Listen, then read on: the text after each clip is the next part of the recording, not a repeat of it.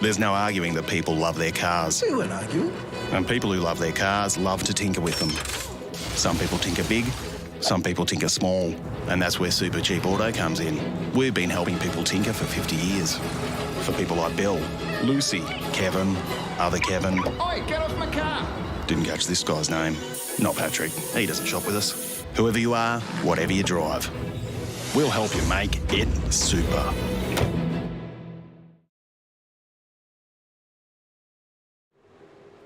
Welcome, ladies and gentlemen, to the East Coast V8 series tonight, coming to you live from Phillip Island, down in southern Victoria. I'm John Van Ree. With me tonight, I've got Mark Duggan. How are you, Mark? Very good, John. How are you going? Yeah, good, mate. Looking forward to this one. This is 2 sprint races again, so these boys will be out to prove a point tonight. We've noticed we've got a couple of big names missing from the field, so it's going to make it quite interesting for some of the other guys. But the boys are on their way out at the moment on their out lap. We might just take the opportunity to have a quick jump, have a look at this Phillip Island layout. Most people know this circuit quite well. We start off down the Gardner Straight into the sweeping Doohan corner through the southern loop, which is quite a tricky loop to do in the V8 car quickly. And we come down through Stoner, then we come to Honda corner, or otherwise known as Miller corner now, and then we come out through turn 5, through Siberia at 6, and then up the hill through 7 and 8, up to Lukey Heights, through turn 9, down into MG at 10, and then work our way back on the power through turn 11, the big sweeping fast turn 12, and then back down the long straightaway down the Gardner Straight. So it's 4.45 kilometres, 12 turns. She's a tough little track, this one, Mark. Yeah, tough track, great fun to drive. V8s race very well around here, and we've got a bit smaller field than usual, but it's a quality field, so really think we're going to see some great racing, because the sprint racing, it's all on the line from the get-go. Oh, absolutely, and of course the old championship is fairly tight at the top as well at the moment, so I believe we've got drop rounds taken in consideration for this one. So our championship leader at the moment is Brenton Hobson on 1963. And on 1922 is Jordan Ross from SSR. Blake Warboys has snuck himself up into 3rd. Paul Young from BAR sitting in 4th, which is great to see. And Dave Kirby from Fishy Motorsports rounds out the top 5. That's a really, really interesting top 5 when you think of all the race wins we've watched James Scott, who's missing tonight, take out, but he's had some bad luck with disconnects and blackouts and all sorts of things, so it's worked against him. But just goes to show you, with consistency, you can stay in the hunt for the championship if you just keep doing the right thing.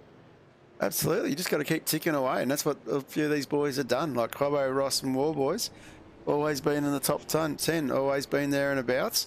Paul Young leading the charge for BAR, gotten the wood on James Chastney, who's been caught out in a few things. And the smelly thing for me is the fish man, Dave Kirby, sitting in 5th. That's a great result for Dave. Yeah, Dave doing an awesome job, and also his teammate Dave Coleman in 7th spot, and Paul Young's teammate James Chestnut in 6th spot. So the BAR boys doing good work, and likewise SSR, Blake from WK&P. You know, there's lots of good names up there, and the racing tonight is going to be really exciting, because these all count now. You cannot afford to throw anything away from here on in. No, that's exactly right. It is all or nothing moving forward in the situation at the moment. So these guys all run their first lap at the moment. So Dylan Rudd's come out and done a 1:27.87, which is a great start for qualifying for him. Of course, got to remember when we were here last season, Dylan was one of the big standout drivers, doing quite well, and also did really well around here in Scops this year as well. So keep an eye on the 9.5 driver. I think we'll see some good things from him. Hobbo's off to a good start as well. Cameron G. Jones showing a fair bit of pace. So it'll be interesting to see how these boys all tackle this. Yeah, absolutely. Adam Briggs, unusual to see him down in 9th place, especially around here. I would expect him to jump a few spots before qualifying's over. Yeah, Cameron Jones doing a great job. Done a lot of racing with Cam quite a while back, and he's a fun guy to race with, and he's a good fun guy, but he races extremely hard, and he doesn't need second invites to show his nose. So good to see Cameron up there. Absolutely. Absolutely great to see Cameron. The other one to look out for, Michael Whiting, of course, is out there as well. So they've got a fairly good large fishy contingent. Michael Angus, or Baby Beef, I think the boys are calling him, out at Fishy Motorsports. Now to see Jamie Dykes in the server as well. So yeah, it's a big contingent from the Fishy boys, and they're always good to have around. They always race well and good clean races. So yeah, we love having them here. So Hobson's back out on track at the moment. This is our championship leader. So Hobbo, of course, will be over on his Twitch account with his followers over there. Well worth a look. But we can see what he can do this time. The pressure is going to be all on. Needs to get himself in front of Rudd. As we learnt last week at Red Bull, you really need to be on your toes when you're battling it out with these guys. You need to get a good qualifying result. So you start at the front for the first race. Gives you pit stop options. It gives you attacking options. Doesn't put you in a situation where you're chasing everybody else. Yeah, you're absolutely right, John. I think we've got 2 sprint races, but only 1 compulsory pit stop, and you can take it in either race. So I think we saw last week Paul Young take the win in race 1, and then took a late pit stop in race 2 to finish just inside the top 15, around 12th or 13th spot. So I would be surprised if the VAR boys don't employ the same strategy this week. Absolutely. A little bit of fun and games there. We've got Dave Coleman jumping himself in front of Hobbo. Hobbo coming around now for what would be his second flying lap of this qualifying series. Of course, we only got 20 minutes to qualify here.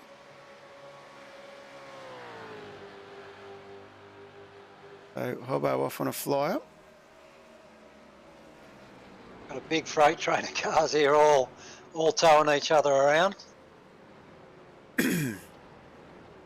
Absolutely. So Jane's in the pits at the moment. Warboys and Ross, I think, are in this train as well. As well as Christian Smart and Luke Holland.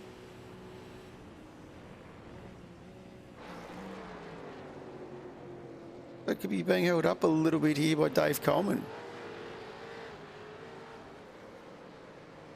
Yeah, Dave got a little bit sideways there, done the right thing and got out of Bretton's way, which is nice sportsmanship from Dave. Yep, can't complain about that. As Bobo looking quite quick through here. See, it's definitely still a lot quicker than Rudd through the first 2 sectors. What can Hobson do here? No, he's into the pits. He's bailed out of that one. Dylan Rudd still out pole position driver at the moment, sitting with a 1:27.86, so he hasn't gone much quicker. Or he just did then, he went a 1:27.79. Definitely laying down the gauntlet. It's a great bit of driving there. Of course, and Dylan clearly got a great setup in that car, and like you said earlier, he did really well earlier in the year here, and he's done well at Scops here, so expect a big showing from him tonight. Of course, we've got a couple of boys on the webcam again tonight, so we've got our regular amusement in Nathan Brown. Of course, Nathan will probably jump in a bit later and have a chat to us. As you can see, we don't have Blake Warboys in the background. So, big changes there between them. Nathan no longer operating out of the Warboys bunker. So, it's interesting to see how he goes without the distractions of Warboys there with him. Don't know what he's got in his bunker there, but there just appears to be a bit of a bloody caterpillar running over his top lip there, so I'm not sure what's going on with that. Yeah, I think he thinks he's Ian Chappell this week. Good old Chappelli. Anyway, Brownie sitting all the way back down in 28th. got Roy, sorry, in 29th, Roy Clark just in front of him. So he's trying to set himself a reasonable time. So this is his first crack of a lap. Keep an eye on that battle. We might jump back up to the front, though, as Hobbo now is back out on track again. See what Hobbo can get done in this one. So at the moment, the leaderboard's Rudd, Hobson, Ross, G. Jones, Young, Warboys back in 6th, Briggs in 7th, Jamie Dyke in 8th, Kenny Ladder in 9th, and then Michael Whiting in 10th. So there's still a few boys, bit of movement to go. And still a few championship guys a little bit further down the order that I'd expect to see jump up a little bit here as well in this shorter field of 30 cars. You know, Damien Johnstone, I'd probably expect him to try and tackle into the top 10. Chastity, I'd be looking to see if he can get himself into the top 10 as well. So there's a fair bit of battling going on. Yeah, we've still got 9 minutes to go, and yeah, it's getting down to crunch time now because you got to do a pretty slow outlap to preserve your tyres around here, and then you get one flyer on a set of tyres before they really fall away. So yeah, getting down towards the business end, and yeah, expect to see some changes in the top 10. As Hobson crosses the line for a 1:45.26. So it's done his outlap. So we'll just see what Hobbo can do now as he's on his flyer. And like he's going to push on with this one.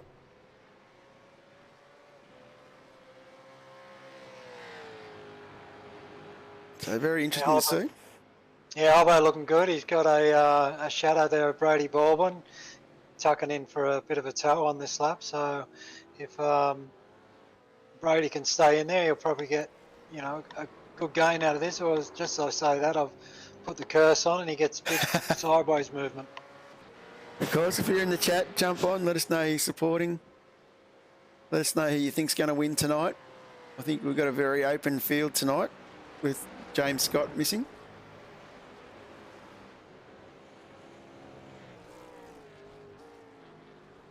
And Stephen Murray saying Winton.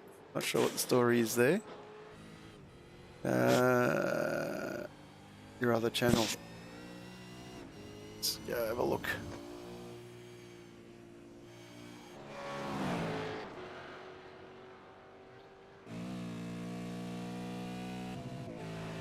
Yep. I can fix that. Thanks, Steve. Restream does funny things. Brenton Hobson gets into the 27s as well, but it's not enough to oust Dylan Rudd at the moment.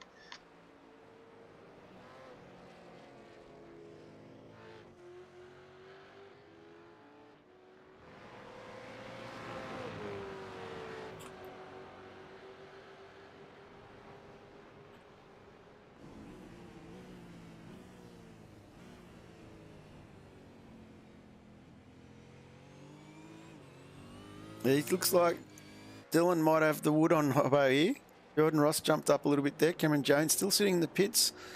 Not sure what the story is there. Paul Young in 5th still. Ballboy's on an outlap. Yeah, Paul Young, he was our driver of the last round, done a great job, and looking good tonight as well. He's sitting in 5th spot, and surprising to see James Chastenoff, his teammate, sitting in 18th. They're usually a lot closer together than that.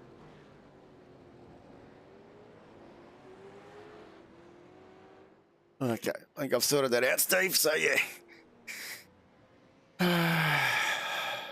Michael Brennan watching the 9-5 boys will be cheering on Dylan Rudd here. I reckon might be in for a bit of a show with young Dylan. Yeah, really liking the updated livery on the 9.5 Sim Sport cars. They look absolutely tremendous. So good job by the boys there.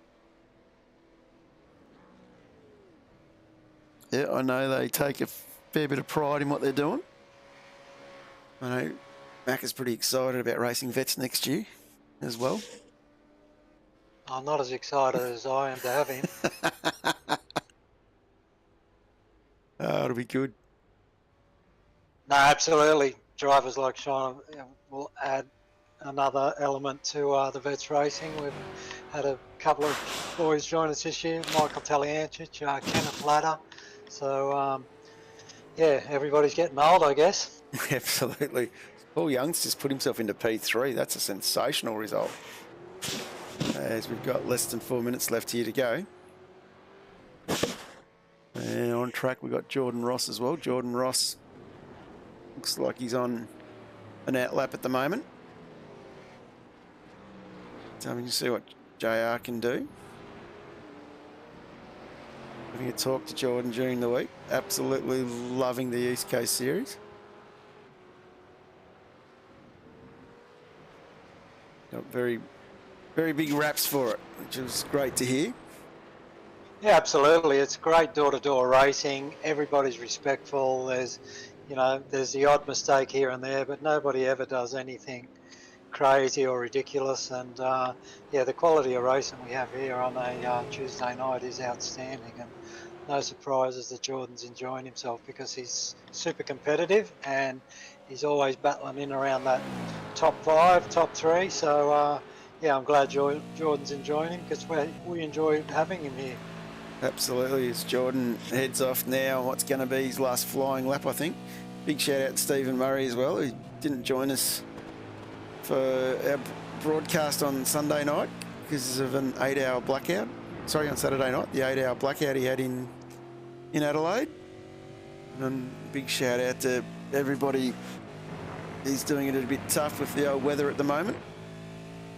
It's I know the boys out in central western New South Wales, there's a hell of a lot of water going down some rivers there, so hopefully most of the people in the series here and watching aren't too badly affected by that. Yeah, absolutely. Heart goes out to anybody who's affected by the floodwaters at the moment, and yeah, we all wish you all the best, and hopefully you get some dry weather. Yes, and Blake Warboys has just knocked himself into P2 in front of Hobson. Paul Young back to 4, Ross here was sitting on. Can he get himself up? Have a bit of a look into this top 4. It's coming around now, final corner, into the pits. So he's bailed on that one. Oh, don't crash. Oh, he's just been hit by somebody. Uh-oh. Couldn't believe he went straight through that wall like it wasn't there. I know, we might just go back to the Supercheap Auto replay on that. I expected parts to go everywhere and he just drove through it. Been hit by Brady Baldwin. So, poor old Brady.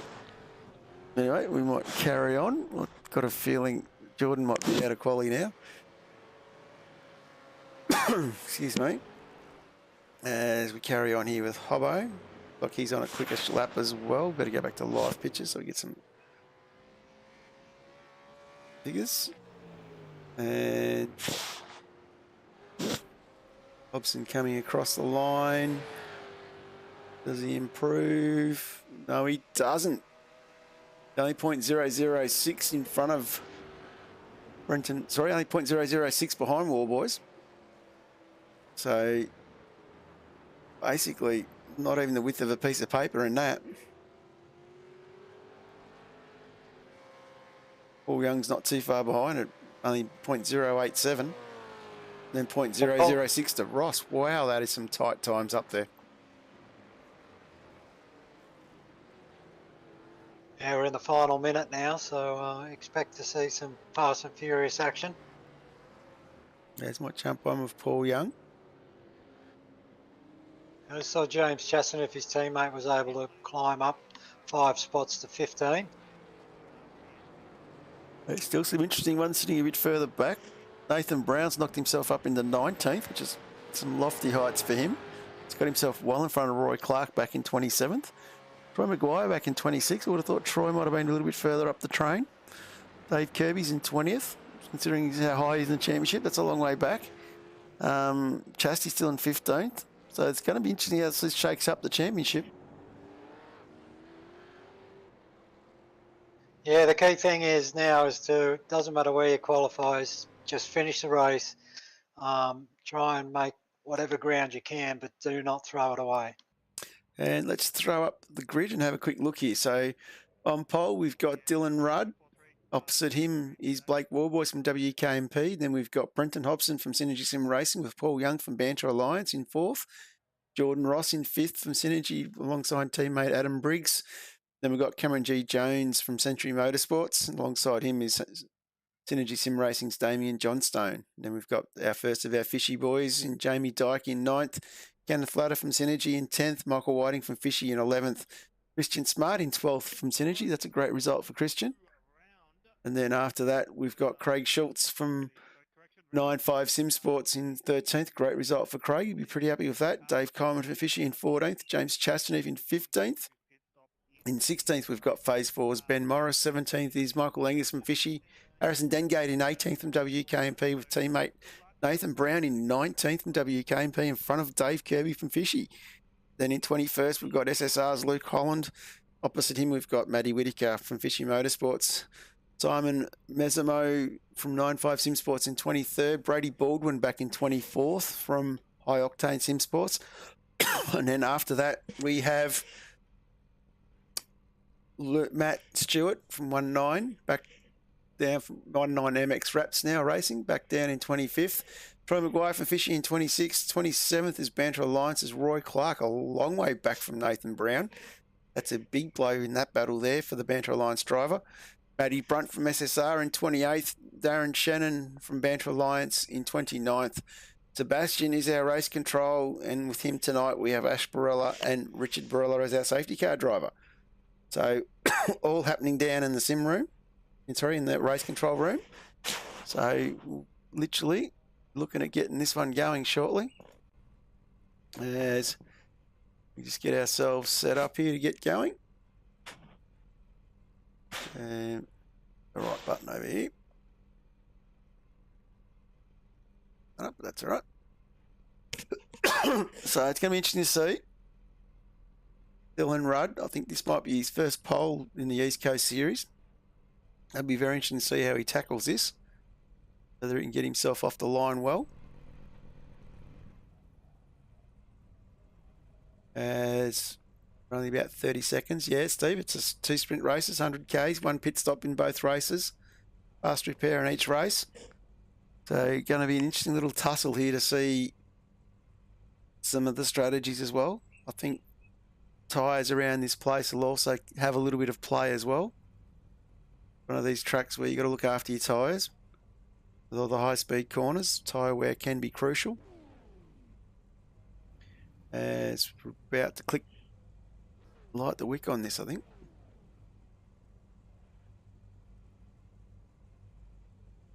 And maybe not. He's had a little bit more time tonight. Rushed through it too quick. So definitely going to be interesting with Warboys starting alongside him. Are you going to call for this one, Mark? Well, you've got to say Dylan Rudd certainly looks like he's got good pace tonight. Blake's always good around here.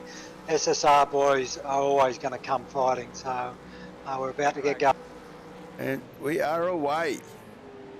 Great start from Dylan Rudd. He's jumped away there quite cleanly. Looks like Hobbo's pushed up the inside of Warboys a little bit. Warboys trying to move over to hold the line. He gets himself there. Hobson tucks in. Coleman's gone backwards 1 or 2 spots already. But looks like a reasonable start. Warboys locks it up, opens the door up for Hobson. Hobson comes through. Young watching this very closely. He's having a bit of a look up the inside as well. As we now come into the heavy braking Honda corner. This is where we usually see a fair bit of action fairly early on. As Warboys goes to the inside line to defend. Manages to hold on. Paul Young squeezes Jordan Ross and gets himself through. Can't believe this. Everyone's going to get through in one go. Craig Schultz has gone out the back there, so I'm not sure what happened to Craig. I'll have a quick look in a second. Let's wait till we get up over the hill and come down through MG.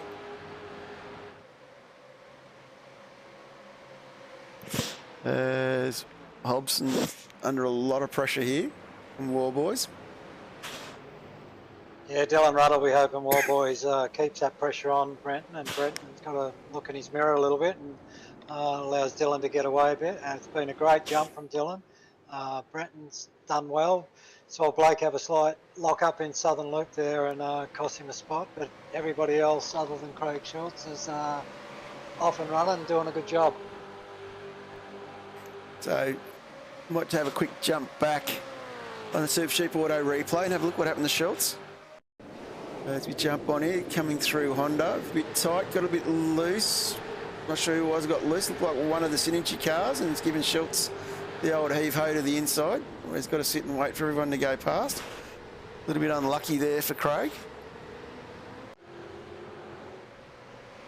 But we might come back to this battle here at the front, as we've got a couple of other guys off, I think. Kirby's just gone off as well. Angus? Yeah, and Chastaneuf. Might just jump back on to the Supercheap Auto replay. I know I'm trying to keep up the front here where this battle is. But Chasty been a little bit of hip and shoulder off there from, looks like one of the 9.5 cars. And Dave Kirby has clipped him, been clipped with, I think, Michael Stewart, I think, involved in that one as well. So, Matt Stewart, sorry. So, yeah, that's definitely an interesting one. Let race control sort that one out as well, as we jump back up the front, where Hobbo's just done a purple sector.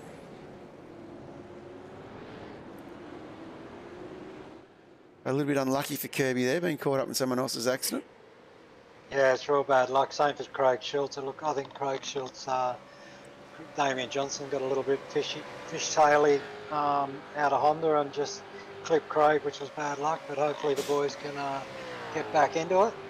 I think it was actually Christian Smart. He's copped himself a penalty there for that one.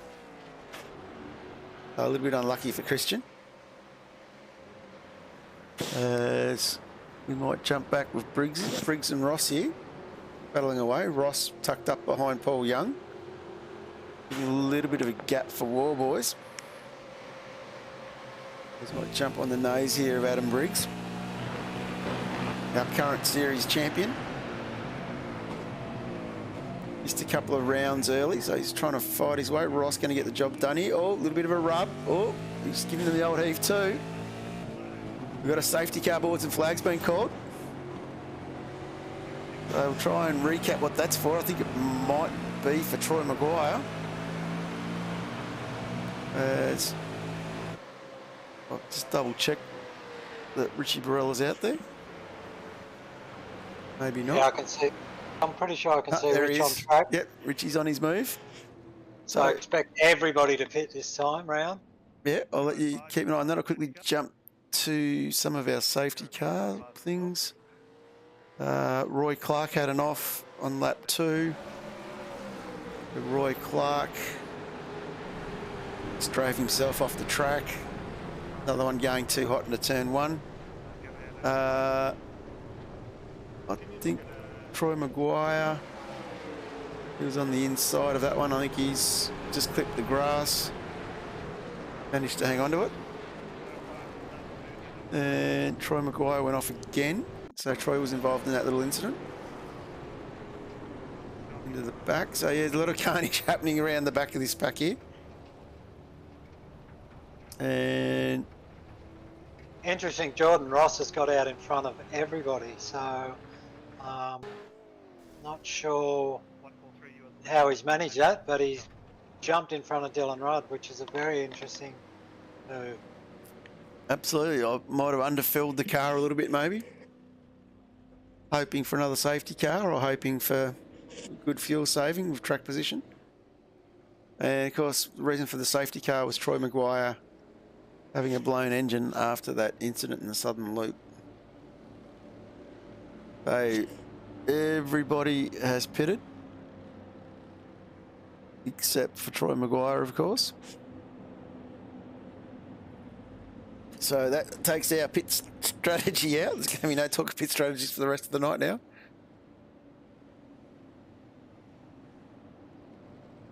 A big shout out to everyone watching, of course, on Facebook as well. We broadcast on Facebook now, so where we've got Josh Barella and Dave Thomas and Steve Banks and Mickey Sansom and Harrison Dengate's grandmother.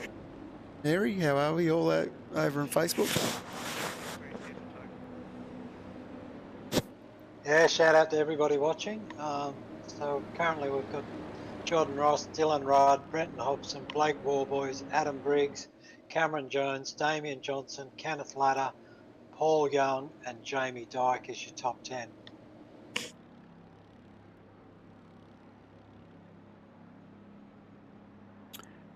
Yep, still got a fair way to go. We're only 4 laps into this 23 lap race.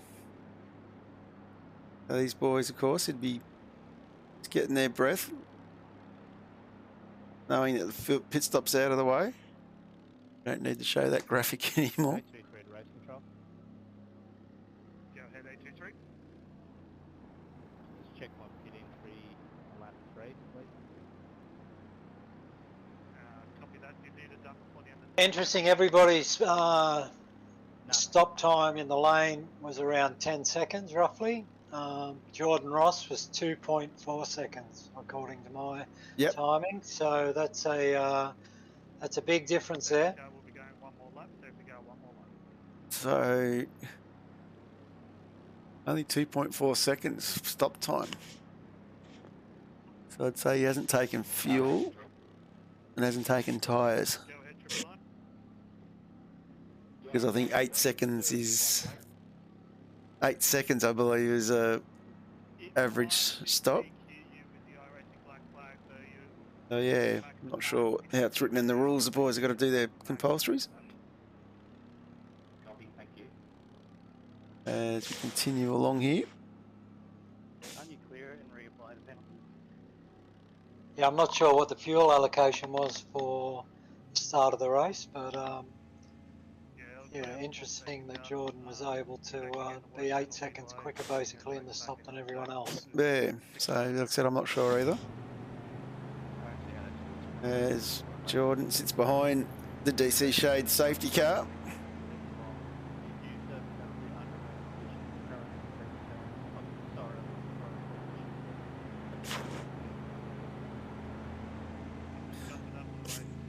So probably expecting to go racing this time by. I'm sure Jordan Ross is enjoying these laps behind the safety car considering he probably took no fuel.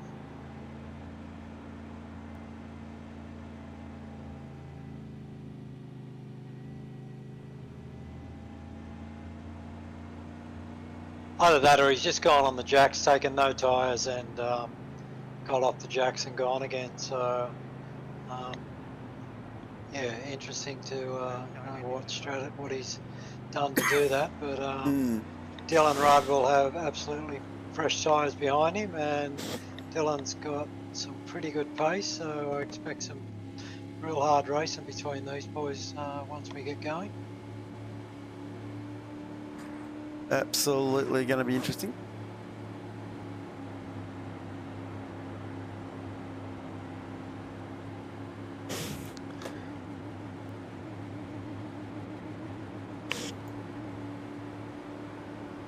Dylan Rudd tucking right up behind Jordan Ross, almost trying to rub the Doxy epoxy sign off.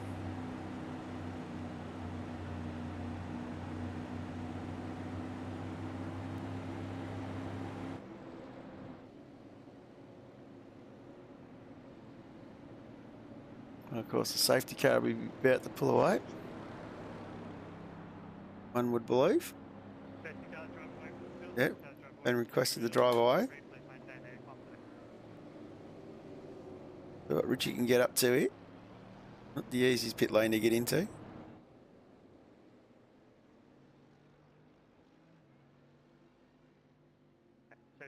Sure, Richie's got the traction control up to about 20.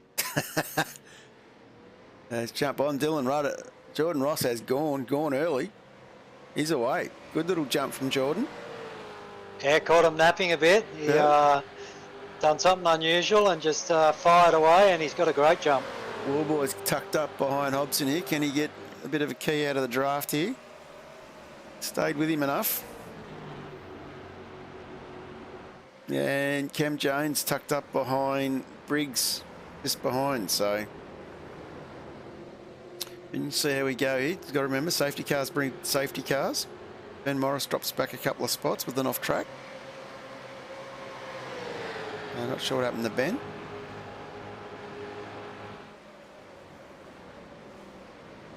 Hobson defends to the inside as Rudd gets past Ross. Yeah, Jordan went pretty deep there and took the defensive line, and yeah, Dylan was able to stick to the racing line and yeah, got the job done. Yep, definitely an intense battle here for these top spots. As we're lap 6 at 23. And don't need to show pit times anymore.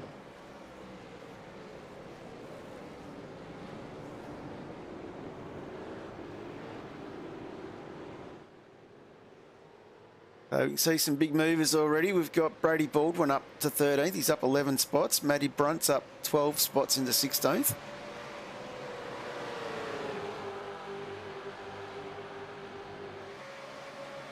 Darren Shannon's dropped back a couple of spots still.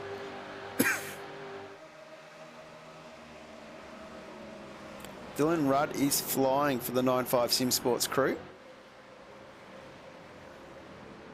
Jordan Ross nicely trying to hold off here. Hobson starting to push on a little bit onto the back of Ross now. Of course, Warboy's coming along for the ride with this battle here.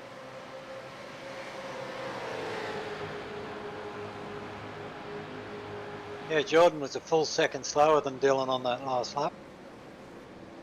Warboy's getting a look here. I'm wondering whether, as I said, tyres make a big difference around this place. Even though they're only 5 laps old or 4.5 laps old. Just wondering whether that's the fresh tyres. Oh, and Warboys and Ross get together. How they have not put cars in walls, I do not know. They've both recovered and got back on. Now, bit of nudging there with Jamie Dyke coming through. So these boys back to the back of the top 10. Not quite sure what happened there, but Blake was on the outside of Jordan there and was fairly well advanced up the outside, so I'm not sure if he didn't get quite enough room that he thought he might have. But anyway, they're both, like you said, at the back of the top 10 now. So I might just quickly jump on and have a look at the Supercheap Auto replay. What happened there? So I think Ross just came across a little bit to get onto the wider apex there coming out of the corner. Jamie Dyke doing very well not to get himself pushed off as well there. So that'll be an interesting one. Leave that one up to race control. See if something comes of that. As Warboys tucks in behind Dyke now. Hey, Jamie Dyke about to come under pressure from Warboys. Warboys on the inside line, gets the job done. Moves himself up into 7th.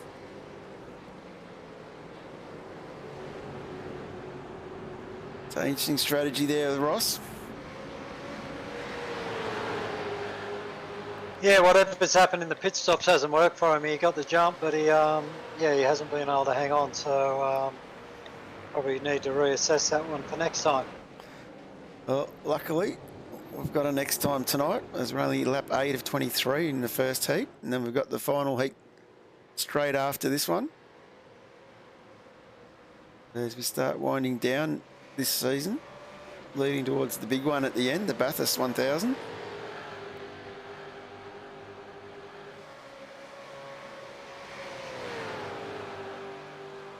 Adam Briggs doing a great job, worked his way up into 3rd spot at the moment. So Adam was down around 7th or 8th when they gridded up, so he's made good progress. Cameron Jones in 4th, Damien Johnson, another big mover in 5th. Kenneth Lather doing a good job in 6th. Blake Warboy's starting to fight his way back. He's into 7th. Then we've got Jordan Ross and Jamie Dyke. David Coleman rounds out your top 10. And then we've got, just out of the top 10, we've got Michael Whiting in 11th, and then Brady Baldwin's up 12 spots to get himself into 12th. That's a great try from Brady to do that. Yeah, Brady doing a great job tonight. So, yeah, hopefully he can hang in there and, you know, maybe get his nose inside the top 10. Yeah, it'd be fantastic to see to see the high-octane Sim Sports car get himself into the top 10. I think so he's under a little bit of pressure, though, from Paul Young. Harrison Dengate knocking on the back of this battle pack as well. And Nathan Brown running in 15th. I'm just still a bit surprised. There's just definitely something going on. I can't say it's the Mo, and definitely hasn't got his singlet on doing the gun show thing again. So I just think must be the distractions he was having from racing in the same room as Blake maybe was affecting his driving. You might have to ask him that one a bit later. Could have been. Yeah, he might have been put off by Blake being in the top 5 all the time. And of course, Blake now running with the setup with no one tucked in behind him. So, War Boys, he'd be getting a bit of focus going as well. As he's got himself nice and clear there. So he might just jump back up the front. Adam Briggs now is under a bit of pressure from Cameron Jones. So great to see the Century Motorsport car pushing up for a podium spot here. Yeah, Cam obviously got a good setup in the car, and he's quite comfortable around here. All these guys have done plenty of laps around here over the years, so none of them are strangers to this place. Oh, drive-through penalty for Luke Holland with contact on the 823 car. So the Synergy Sim Racer getting himself a drive-through. On lap 3, we might have missed that one.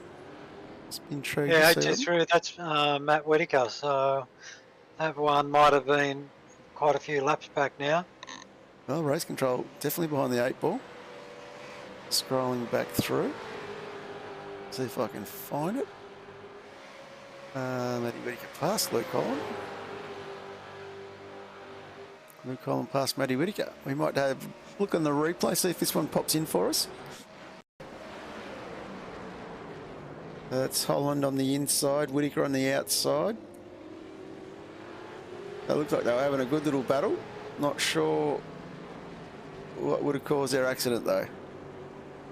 Stay on this one for half a second. No. That's not what we're looking for. We'll jump back to live pictures. Interestingly, Dylan hasn't walked away from Hobson like I thought he would. No, there's only about a tenth in it per lap at the moment. Dylan was fastest on track. The next quickest car on track that last lap was actually Adam Briggs. So yeah, it's tight up front, and gaining positions inside the top 5 is not easy. No, it's definitely not. Just might just drop back, have a look at a few of the other battles going around. Dave Coleman is putting a lot of pressure on Michael Whiting. Good to see Dave taking it to the boss. Of course, Dave up 3 spots, get himself into 11th. Baldwin's lost a spot to Paul Young, jumped back, and he's coming under a little bit of pressure now from Dengate. Starting to find his feet in this one, I think. Young Harrison up 4 spots. And go a little bit further back, Matty Whitaker. He's running himself around in 23rd. It's one of my favourite fishy cars with that yellow, a little bit different. And Dave Kirby, of course, is in 16th, up 4 spots. He's under a fair bit of pressure here from Craig Schultz. Craig going the outside line through the southern loop. Oh, he's dangerous out there in the marbles. It's never much fun. And of course, Matty Brunt having a bit of a look inside this one as well, trying to get involved in the action. There's some great driving, some great battles all through the field tonight. Bit of a don't know where to look. Yeah, great door-to-door action right through the field. Craig Schultz and Dave Kirby both doing a great job there, but as you saw, like Craig probably lucky to hang on out in Southern Loop there, because normally you get out on them marbles out there and you just keep going and going and going until you hit the fence. Absolutely. Might just jump back on. Brady Baldwin is under a fair bit of pressure from Dengate. Dengate going on the inside through MG, pulls it up, hangs on. Looks like Dan Gate's going to slip through here, but this is going to allow Baldwin to tuck into the draft. Dan Gate way off the apex there, so Baldwin should have a bit more speed. Looks to the outside for turn 1.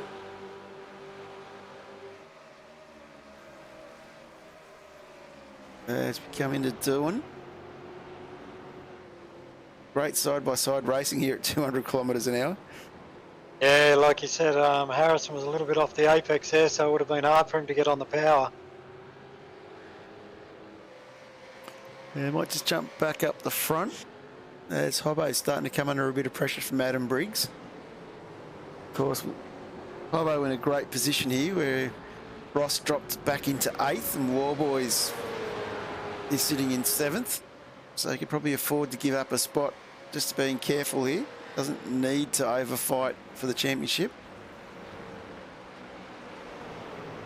So Hobson, of course, our championship leader. I can't see Brenton giving up a spot too easy, to be honest. Nah. No, and of course, our investigative journalism that we do here at WK&P TV, I can also concur that Hobbo's now actually in a rig. He's actually left his desk and set himself up in a proper rig with some new gear. So expecting to see Hobbo improve a bit more moving forward now.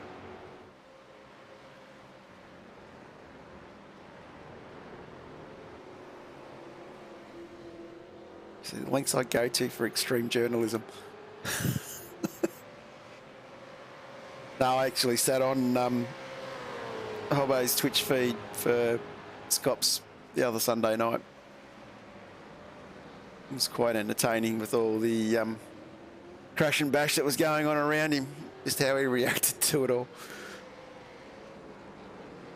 Yeah, I'm surprised that he wasn't already in a rig, and just goes to show you, you know, like how good Hobbo actually is. You know, being able to race at a desk is not easy. Nah. Right, definitely not easy.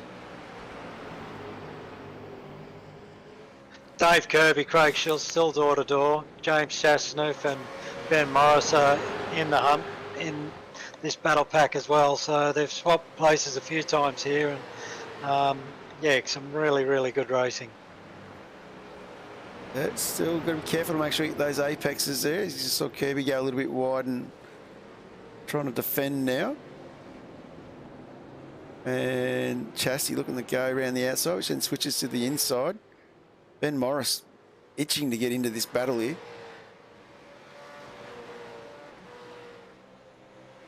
Don't want to get caught too wide going in through the last corner.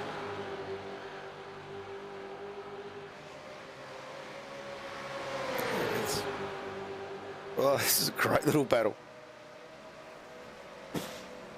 Bump draft from there by the look of it. Yep.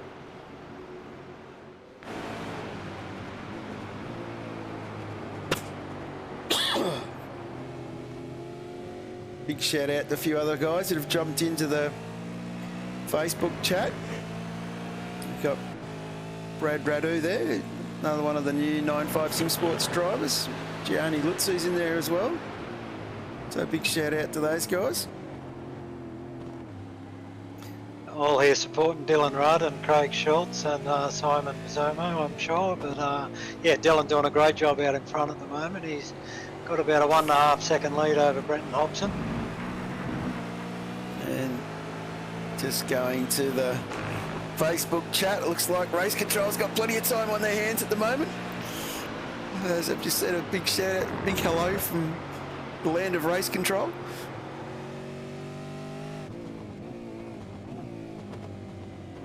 As lap 16 at 23, a little bit flighty there from Morris. Looks like these boys have settled down a little bit now. As we might jump back up the front onto that Adam Briggs-Hobson battle. Cameron G. Jones definitely wanting to get part of this as well. Dylan Rudd at the moment though, sitting 1.6 seconds ahead of this battle pack. Yeah, these three boys, Hobson, Briggs and Jones, so evenly matched on pace. Very difficult for any of them to make a move at the moment. Absolutely. All battling away pretty hard here. But Dylan Rudd just obviously likes this track and drives well at it. Stephen Murray in the chat just mentioning that everyone's got to be looking after their tyres. And we're probably going to see tyres becoming a bit of an issue here towards the end. Now we're coming towards the end of lap 16 now, so there's 7 laps to go after they complete this one. Hobbo just locks it up there going into MG. That won't be good for the tyres.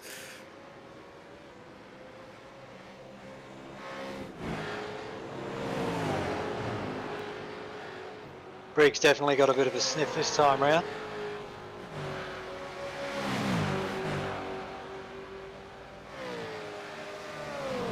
Definitely got a good draft. As you come into the southern loop. No, Hobbo's going to hold him off here.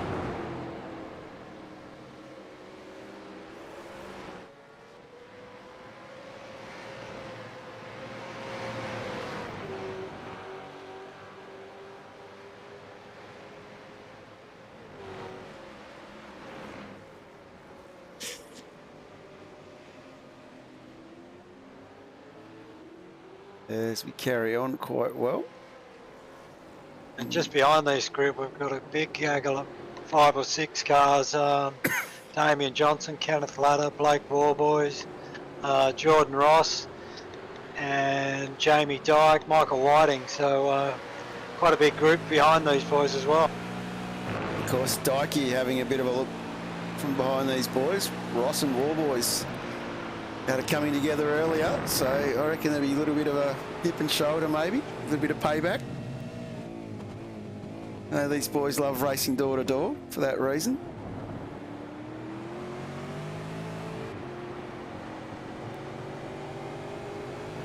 Jamie in the box seat is got to hang on, get into this draft. Let these boys battling in front of him carry him along. Look after your tyres. So you got him at the end. Oh, Ross! Oh, how we hung on to that, I don't know. A bit of bump drafting from Dyke. Wow, that was more loose than a goose.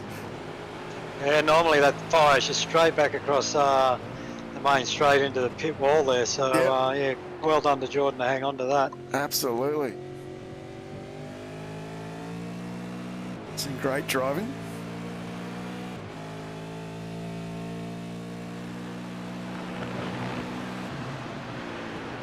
Very defensive driving in front of these boys. Warboys still getting a bit racy here with Latter.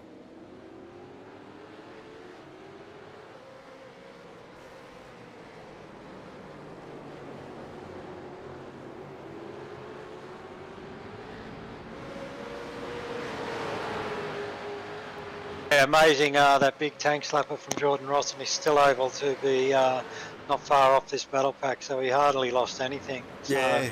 yeah, it just goes to show you how good that recovery was. Warboys here all over the back of Ladder. He'd be trying to look for a way to get in.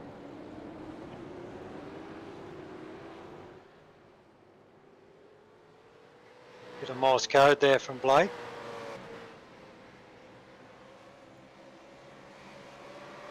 So Warboys got the title line, going to get the drive coming down the Gardner Straight here in the draft. Pulls out. Good defence from Ladder on the inside. Side-by-side racing going into Doohan.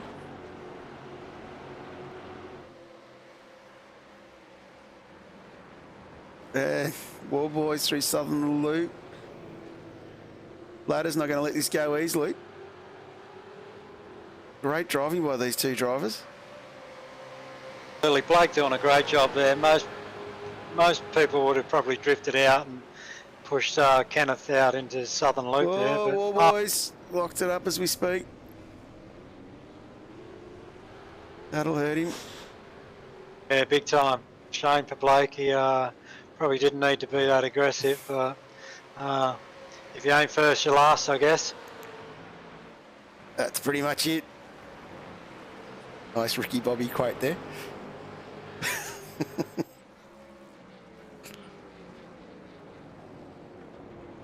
They say us Vets drivers are too old for modern culture.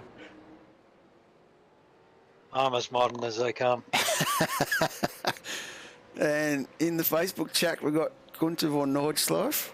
He's asking, is that the first time Jamie Dyke has given someone a touch from behind?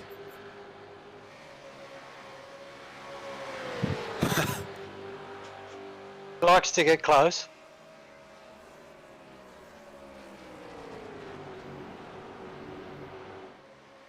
Of course, Gunther being the good European boy, is probably used to putting a finger in a dike. Stop the water from coming in. Just noticed that gap up front is starting to close. Brenton Hobson's just around a second now. We've seen it drift out to 1.8 seconds before, but Brenton's brought that back a little bit. Yeah, Brenton definitely trying to close that gap to Rudd, but he's still under a lot of pressure from Briggs behind. Big shout out from Josh Barella as well. Ash is in race control tonight. That's his looking where Ash is.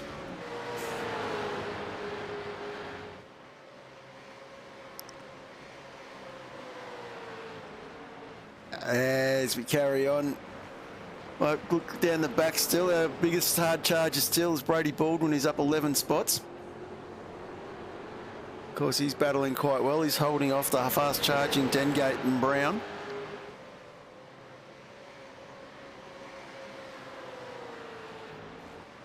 And interesting to see. No one else has actually made up more than 10 spots tonight, which is quite interesting. Matty Brunt's up 7. Just got himself up in the 21st though, so he's still a fair way back. And then our biggest hard charger in the top 10 has been Kenny Latta. So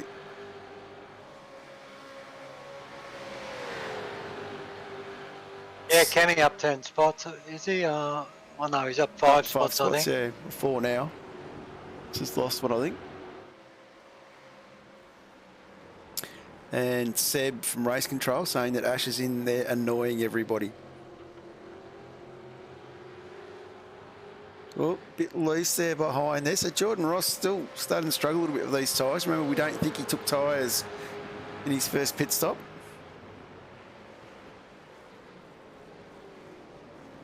So his tyres would be screaming now. But Dylan Rudd's pushed that gap back out to 1.2. Been a great drive from the 9.5 Sim Sports hard charger. I think this bloke has cracked the code for Phillip Island. Just comes to this track and just blows it up every time.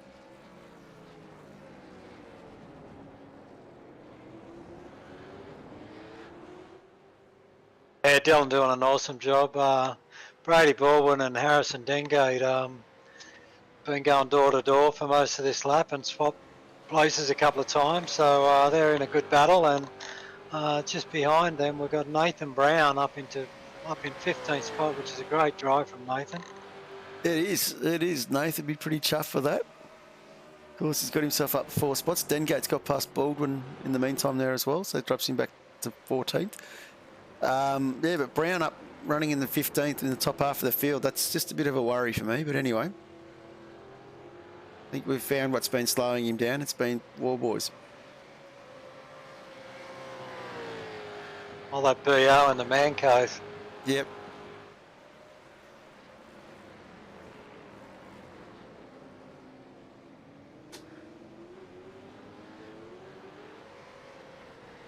Let's jump back up to Adam Briggs. Briggs is still putting the pressure on Hobbo.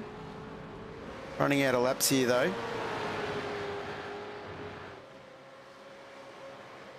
Of course, Briggs absolutely flying. Last lap for Briggs, he was just a fraction faster than Hobson.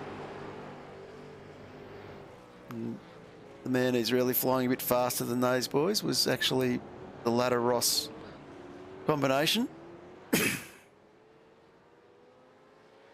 About to start our last lap, so Dylan Rudd currently about 1.5 seconds in front. Cam Jones dropped off the back of this battle a little bit, but Cam's done a great job to be in 4th spot. Yeah, he'd be happy to take that. Still get some good points there sitting in fourth, as we talked about at the start of the broadcast. Being consistent is how you win the East Coast Championship. We saw it last season with Briggs. We saw it. Well, Corey McFarlane dominated season 2, and in season 1 we saw it with Warboys. He was just consistent.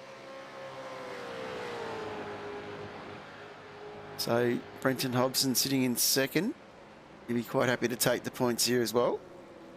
Yeah, Brenton doing exactly what every other past champion has done, and he's been consistent. Just bagging points every round and keeping his nose clean. He's done a great job tonight, and yeah, expect to see more come race 2. Absolutely. Jordan Ross hasn't given up on getting past Kenny Ladder here either. So still a couple of little battles to the line to play out as these guys will work their way down into MG in a second. We'll jump back up with our race leader. This guy is absolutely dominating this track.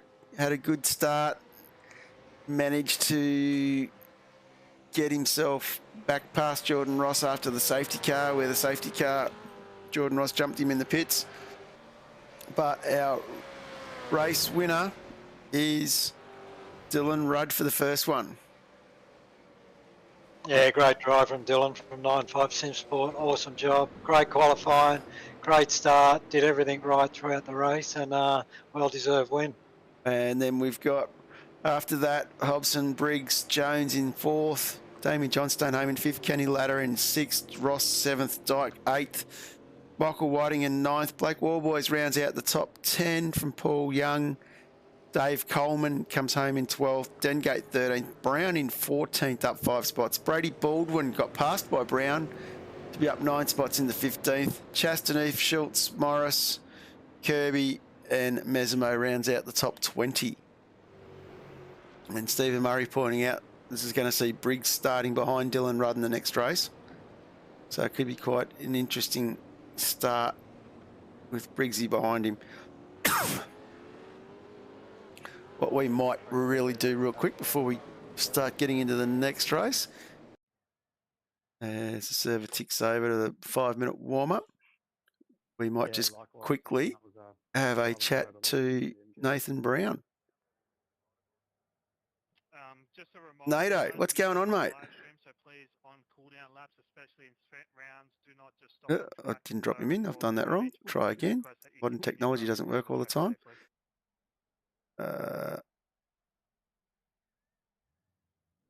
Nato, congratulations, mate. You got to be pretty chuffed to be finishing as high as that. Oh man, I'm stoked with that. That's a I don't know if you're watching much out there, but that was eyes all that way, and it was yeah. No, I'm happy. I was happy with the top 20 in the quali, and only moved forward. Well, it was pointed out that your eyes were all that way, where previously when you've been in the room with Blake, the eyes have been in various directions. Yeah, I can't do that and wave at him, and he doesn't wave back anymore. It's rude. So what's the tactic now for the second race? Everyone's got their pit stops out of the way. Survive. Have some good clean battles again. There was a few optimistic moves, I think, from all of us out there, but they weren't silly optimistic moves. There was people that were having a good old dive when they were battling away, but it was the other guy gave lots of racing room and respect, and same as a lot of racing room and respect from the guys that were dive bombing to not to take out the competitor. So yeah, eyes forward, keep going with it, and personally try and stay in the top 20 again. Oh, mate, we'll throw you back downstairs and we'll let you prepare. I see you got a spotter in there tonight as well, so that's obviously going to be helping you boys a bit. So Do we? You got Blair in there. How were the tyres by the end of the race, mate? I'll tell you, they felt good. It was just whenever you got a bit excited on the it's telling me 100% at the moment. So no, they felt good. Whenever you got a bit too excited locking up or too excited on the accelerator, you had to wait a lap and a half for it to come back. But no, if you didn't, you just kept it smooth and consistent. It was pretty good overall. So very happy with the setup. Yeah, just going to have to look after those tyres, get in race 2, mate, and see where you land. Yeah, exactly. Hopefully, we can get a good start and take it from there. Yeah. No worries, mate. Anyway, I'll throw you back downstairs. Good luck. Enjoy, chaps. See ya. Thanks, Nate. Always up for a chat, isn't he? Always good to have Nate drop in. As we might now quickly throw ourselves to an advert, and we'll be back for the start of race 2. Shutters are a great option for a window treatment in that they're more practical than, for example, a roller blind in most cases, because it's not just open or closed. You do have the benefit of being able to close them for your privacy and also open them to allow light and air. For a homeowner who's trying to get educated on what plantation shutters are right for them, the 4 things that I think are the most important are: 1, what material it's made out of; 2, the quality of whichever material you choose; 3, the paint finish; and then 4, the construction quality of the actual shutter itself. High Profile is a solid timber product for a start. A lot of our competitors use a composite or what they call a laminated style or a laminated louver. Timber is very inherent with distortion and bowing, so we engineer the product, we finger joint the product to get maximum yield from the material, plus also to reduce the distortion. Probably one of the main differences with our product is it's actually a solid wood. You can rely on the fact that what you're buying is not a veneer and it will not fall apart. We then coat the material in a polyurethane top coat. The benefit of the polyurethane is it's quite flexible and it looks great and it's very long lasting. So the product has the benefit of light control and privacy. Whenever you're looking at your timber shutters, you want something that has been made from scratch and then finished as a whole unit. Will give you the best quality finish for the product as a whole.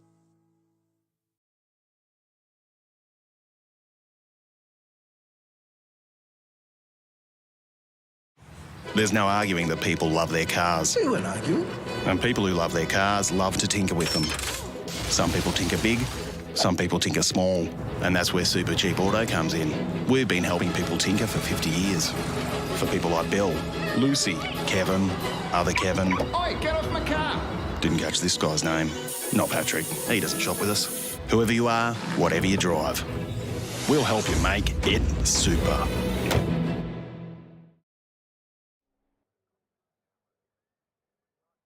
Welcome back, ladies and gentlemen, as we start up for our second race here, the feature race. Might quickly run through the grid very quickly. We've got Rudd Hobson on the front row. Then we've got Briggs and Jones, Damien Johnstone and Ladder, Jordan Ross and Jamie Dyke. Michael Whiting, Blake Warboys rounds out our top 10 on row 5. Then we've got Paul Young from Banter Alliance next to Dave Coleman from Fishy Motorsports. As we roll down the grid, we then go to Harrison Dengate and Nathan Brown in 14th, Brady Baldwin 15th, Chasty in 16th, Craig Schultz in 17th, Ben Morris in 18th, Kirby in 19th, Mesamo in 20th, 21st is Brunt, 19 MX Wraps Racing, Matt Stewart in 22nd, Fishy Motorsports, Matty Whitaker in 23rd, Darren Shannon from Banter Alliance in 24th. And then we have Roy Clark from Banter Alliance in 25th, Christian Smart from Synergy Sim Racing 26th, 27th is Michael Angus from Fishy Motorsports, Luke College from Synergy Sim Racing in 28, 29 is Fishy's Troy Maguire. Then we've got Richie Barella in the safety car, and we've got Seb and Ash Barella who round out our race control team. So we're in for another great little battle here, I think, Mark. Yeah, absolutely. We've seen some great door-to-door action in race 1. I don't expect much different in race 2. Sure, Troy Maguire probably felt there was a bit too much door-to-door racing at some points because he had a tough run that last race, but hopefully he can get a good run this race. But yeah, definitely critical for Dylan to get away from the start well again, and we saw he had the pace, but he certainly didn't walk away with it. He had enough pace in hand, but start will be critical. Absolutely.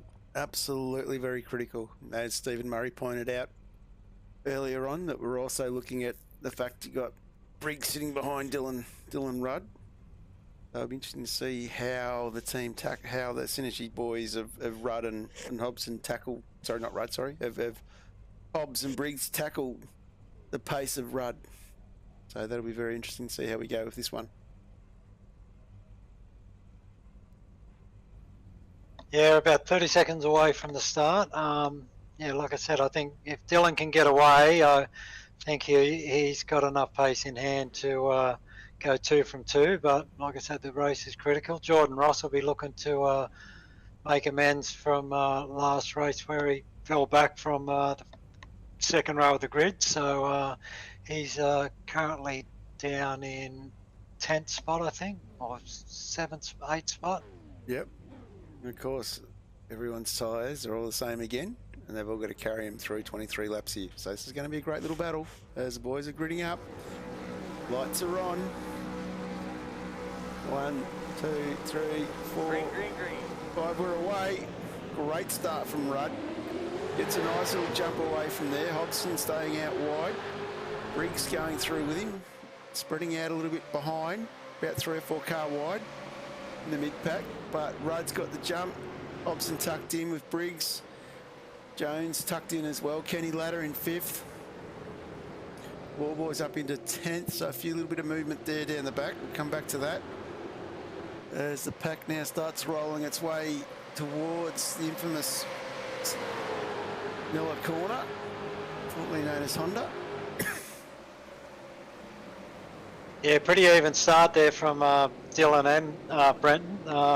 Both got great jumps. Nobody really gained anything. So, yeah, game on for the next 23 laps. And everybody through the corner safe and sound this time. Great to see. But Dylan Rudd definitely getting the jump here, looking quite solid. And it's John Gallen there supporting Cam Jones.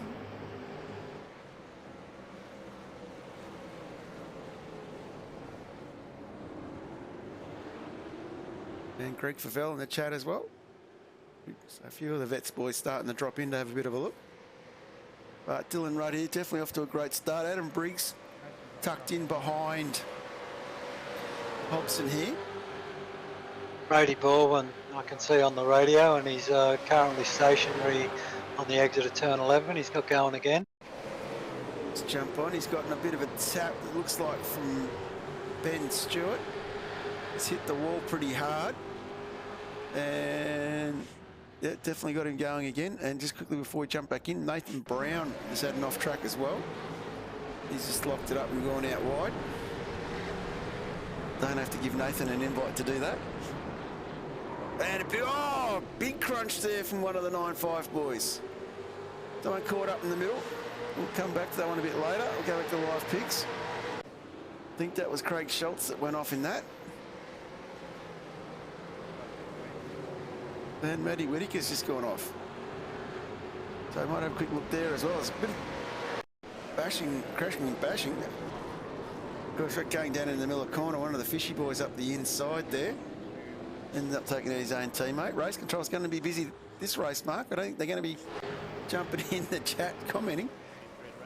No, yeah, unlucky for Craig there. I'm not sure what happened to Matty Whittaker, but yeah, Craig just looked like they were almost 3 wide, and could have been a bit of netcode in that as well, the way it spat him out. So anyway, we'll leave that up to race control. That's what they get paid the big bucks for.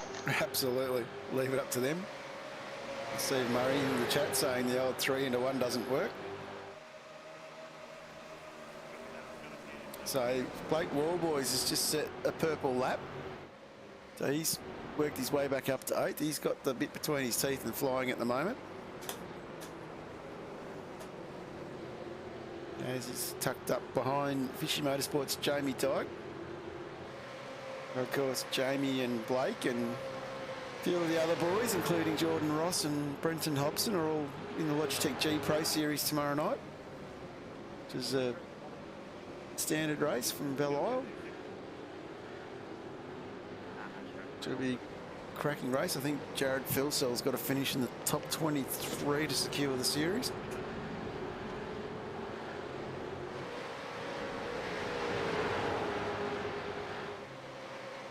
Well, Belle Isle, anything can happen around that place. So Yep, absolutely. yeah, looking forward to watching that one tomorrow. It should be good fun to watch that. We do have someone very slow. I think it might be Matty Whitaker. Put himself back on. So Matty's spat himself out of the back of the train. And Briggsy nicely playing tail gunner here for Hobson.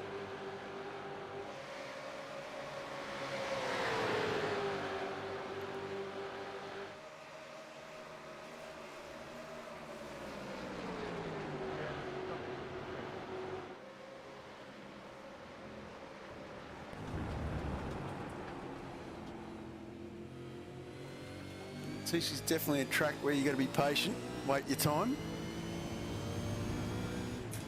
Yeah, absolutely. As Nathan was saying earlier, you light the tyres up a little bit, and it just it takes a lap to get them back to where you want them. Absolutely, definitely a lot of hard work. A few others have jumped into the old Facebook feed tonight. We've got Jason Gambold in there and Lindsay Hobbs as well.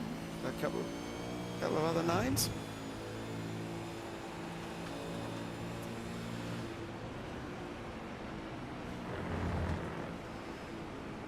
As Brady Baldwin's jumped to the pits, so I don't know whether that's a towed with, yep, there we go, just heard it in the background, towed without permission, so it's a DQ for Baldwin in this race. It's a shame for Brady. It was looking good for driver of the round. Yeah. Dengate's had an accident. We might jump quickly to the replay of that and then we'll come back. Dengate getting a little bit of a tap there from one of the BAR guys. And another tap. That's finished him off. Spun him right round. Oh, oh, oh. Everyone's missed him by the looks. Has to wait for everyone to get past. Joys are facing backwards on the racetrack. And Hobbo is under a lot of pressure. Still from Briggs. Yeah, been keeping my eye on that one. I'm sure Adam Briggs is sick of the side of the rear wing of Brenton Hobson's car because he's been tucked up under there all night. Of course, interesting fact here is that Cameron G. Jones, Ross, Ladder, and now Warboys and Dyke are starting to join up into the back of this little train.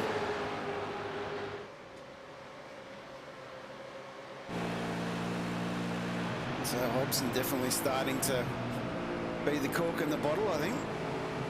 He's allowing Rudd to walk away again. He's already out to 1.5 second gap. Yeah, Brenton, you know, like he's a very smart driver. Probably realises that Dylan's got good pace and might be worth backing everybody up into each other so they all battle amongst themselves. Oh, someone, was that Kenny Ladder off in the background there? I think so. This doesn't shown up. I'll just jump onto a replay of Warboys going past Ladder. Warboys giving him a little bit of a nudge, got him sideways. Leave that one to race control, I think.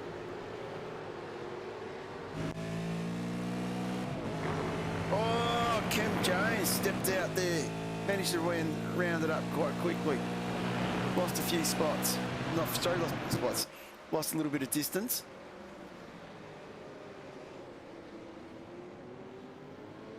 It'd just be interesting to see whether Hobson's racing to a fuel number or whether he's just trying to look after those tyres so he's got some stuff to battle with at the end. Steve Murray saying he's locking his tyres up a fair bit.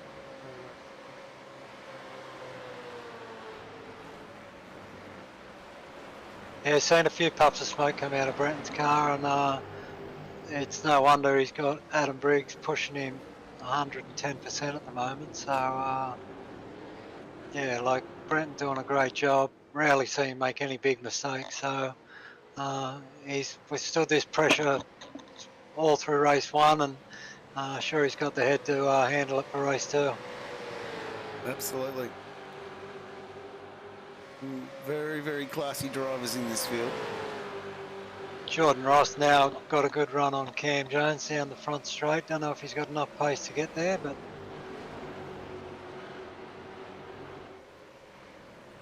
Cam Jones going a little bit inside onto the grass. As we come in, looks like Jordan's going to get the inside line this time.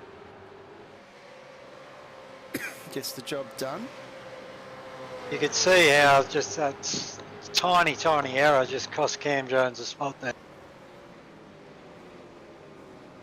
Yeah, It's all about millimetres. It's all about millimetres, John. Doesn't take much, does it? This place. This is one of these tracks that you enjoy driving, but to get it 100% right every lap consistently, like the likes of Rudd and Hobson.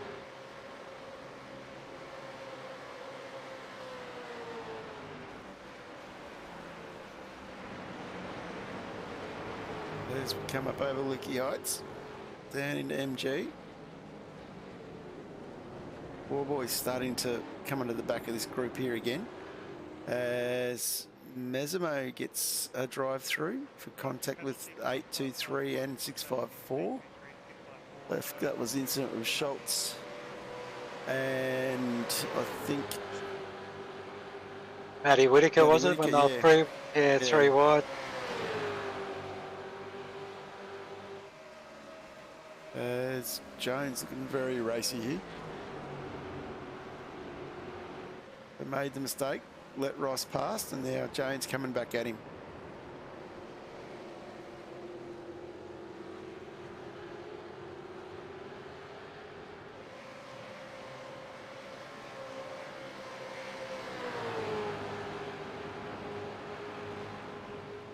So some interesting battles still a bit further down. Damien Johnstone, he's under a fair bit of pressure from Dave Coleman and Matty Whitaker. Michael Whiting, I think, John. Michael Whiting, yep, sorry, yep.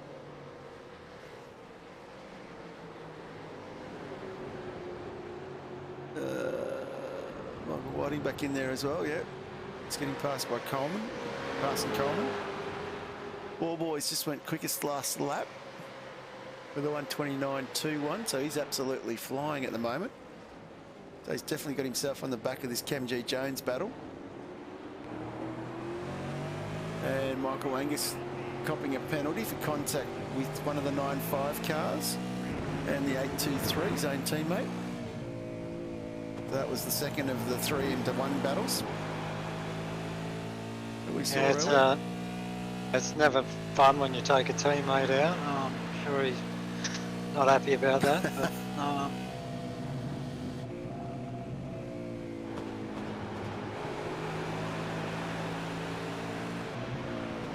Warboy's now latching under the back of this Jones-Ross battle. Ross goes wide, opens the door up for Jones. Gets it in there. Too wide. He finished off coming through the southern loop here, coming down into Miller Corner. Warboy's going to have a bit of a look here. He's thinking I can have a piece of this on the outside. Nicely get room by both of them. yeah, we saw how these two raced fairly hard in race one, and they both ended up on the wrong side of the riffle strip. And Paul Young's just been in an incident. He's dropping back out of the top 20. Of course, Paul running high on the outside of the top 10. Might say quickly go to the Supercheap Auto replay to have a look what's going on there. And Young to the outside. It's like he's gone too deep, locked it up, onto the grass, and around she goes. And gets a bit of a tap there from one or two boys. Go back to some live picks. So there's lots of few spots. Jordan Ross is just stuck into the pits. Interesting.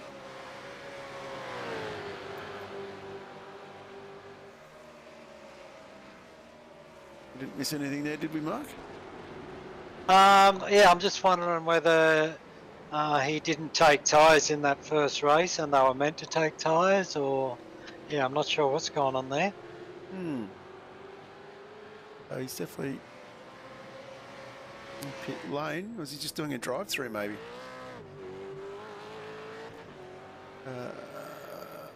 hit this button here. I didn't see him get. He hasn't been black flagged, so As pit time 9.7, pit lane time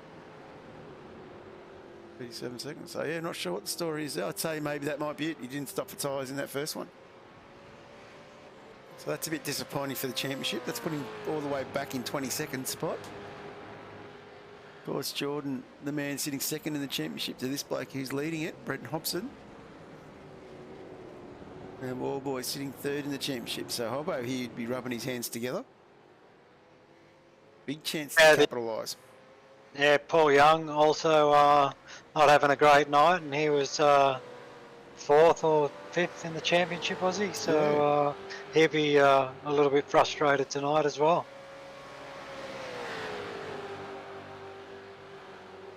Of course, we've only got Spa, Road America and Bathurst to go in this series. Wallboys gets the penalty. That's a big call. We saw that incident. We thought he might. He's just been given the call for the incident he had with Kenny Ladder going down in MG. That's another big one. This is handing it all to Hobson. Wow.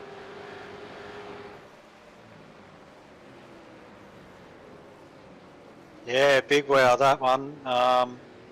Looked like there was a bit of net code in it as well, but race control do a pretty thorough job, and they would have looked at it from all angles, and if they deem it's a black flag incident, then that's what they've deemed it, and Blake's going to have to serve it. We're just approaching halfway through this race, so hopefully he will be able to fight back. He's got good pace tonight. Yeah, quite interesting to see how he goes.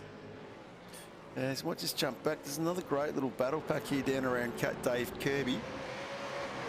So we've got Christian Smart, Kirby, Brunt involved in this one.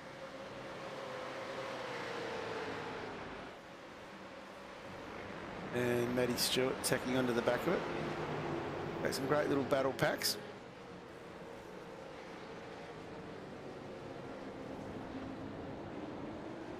Blake Warboys chose to stay out that lap, so he's still got to serve that drive through. They jump on with Benny Morris. Phase 4 Motorsports entry. He's under a fair bit of pressure from James Chastaneuf behind him. Justy's up 4 spots this race.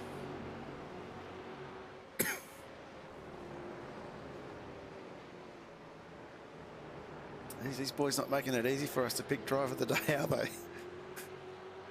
Oh, there's been some good drives, but then this second race has really thrown the cat amongst the pigeons with drivers either getting a little bit too anxious to get past or missing apexes going off the road, being disqualified, so it's all happening.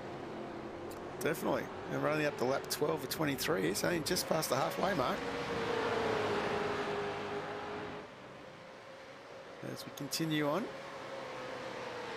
let's jump here for the battle for 7 and 8 with Damien Johnstone and Kenny Ladder. Of course, Chris Smart up 13 spots in 13th at the moment. It's a good little comeback drive from him after the first race. Yeah, Christian got a drive-through penalty in the first race that sent him way back to the back of the pack, so there's a great recovery drive from Christian. There's a few others doing quite well. Luke Holland's up 11 spots. Of course, Luke, one of the 2 admins from the Vet Series, so it's great to see him out on track instead of telling us old buggers what to do.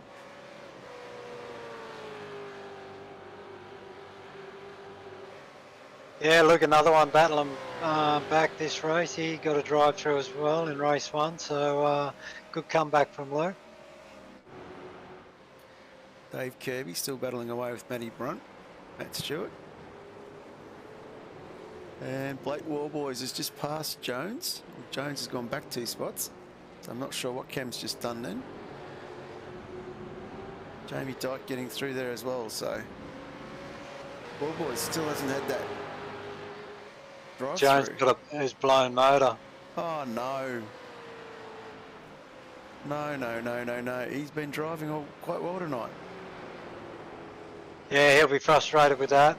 He has got a fast repair if he can get it back to the pits before it completely lunches itself. It's not good fun when that happens to you. As jump on board here, he's still limping it back. Might actually get it back to the pits.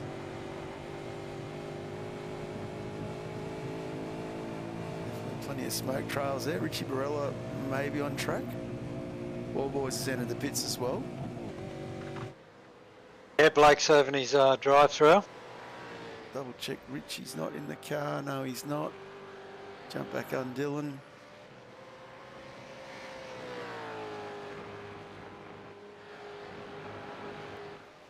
They're just getting the safety car ready in case Jones didn't get back to the pits. Smart driving there from Blake. He stayed out his full 3 laps before he served it because he was making ground on the guys behind him, and was enough to just get him back out in front of Christian Smart. So Blake rejoins in 11th place. Yeah, quite well done there, and that still keeps him in front of Jordan Ross, who's back in 20th. So Ross now battling with Darren Shannon. He'll be trying to make his way back through. Try and make up for the lost points that he copped. So lost positions he copped having that pit stop he had to make. And another one doing well, Matty Brunt, Dave Kirby and Matt Stewart. These boys have been battling quite hard this race. Craig Schultz is another one who's been battling quite hard. I think he's just been cleaned up, been passed by Jordan Ross as well.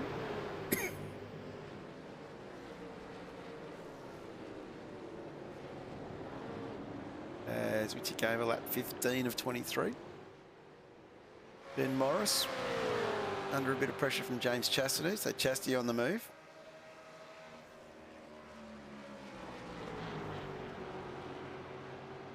The Banter Alliance Racing boys doing quite well, including Roy Clark. He's worked his way into the top 20. Yeah, Roy up 8 spots in this race, so good effort from Roy.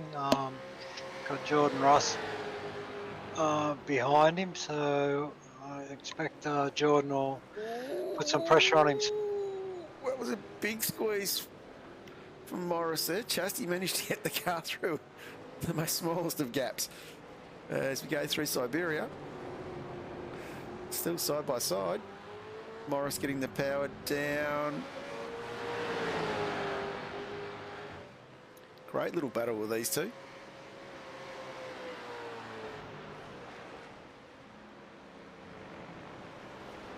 Yeah, good respectful racing so far from these two.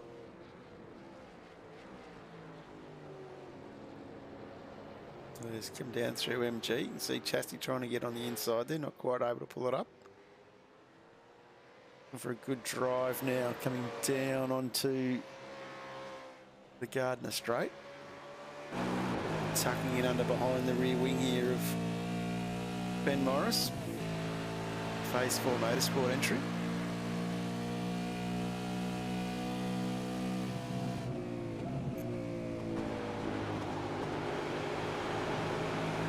As this boy's starting to settle down again now, I think. Jump back up a little bit. Kenny Ladder, Damien Johnstone, Michael Whiting driving really well here as well, rounding out his position at 7th.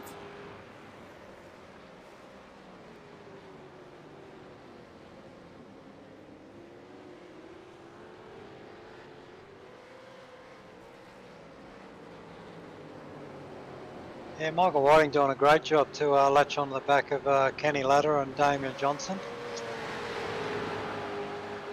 Great little drive in, running himself out in the top 10, sitting in 7th. He'd be happy with that, I think.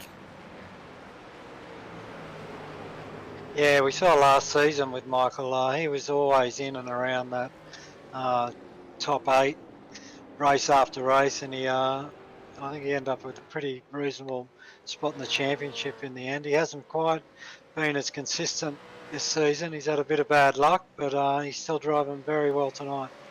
Absolutely. Might just jump back. Check how Hobbo's getting on. Still got Briggsy tucked up behind him.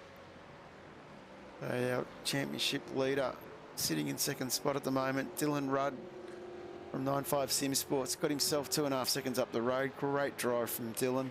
He'd be pretty chuffed with that. Some good battles still further back. Roy Clark is up into the top 20, He's sitting in 19th. He's under a fair bit of pressure here. As Darren Shannon and Nathan Brown get involved in this. Nathan Brown goes to the inside into doing. Oh. Just don't know whether to close my eyes.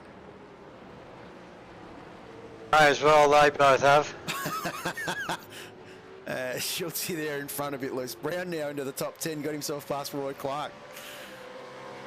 Done very well. As he defends. Oh, big lock up from Clark. Smart Came move. from nowhere. Smart move from Nathan Brown to let him in.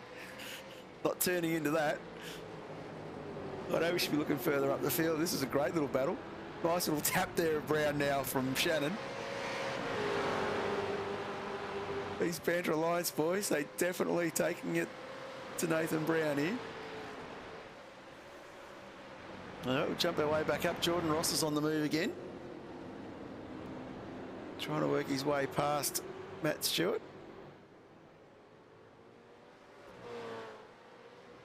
Luke Holland up 11 spots in 17th, tucked in behind him.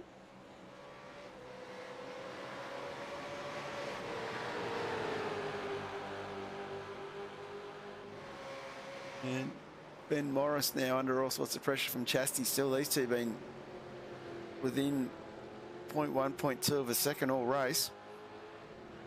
Yeah, this battle's been raging for quite a few laps now. There's Chastity coming in to Miller on the outside. We're going to go outside too wide. No, lets him through. Of course, a flying Blake Warboys is chasing these boys down.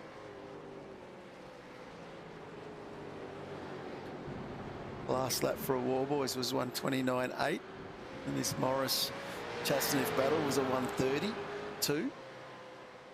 A 0.4 of a second difference. Yeah, Blake's showing good pace all night tonight. It's unfortunate he ended up with a drive-through penalty, and we're seeing him trying to claw back some lost ground.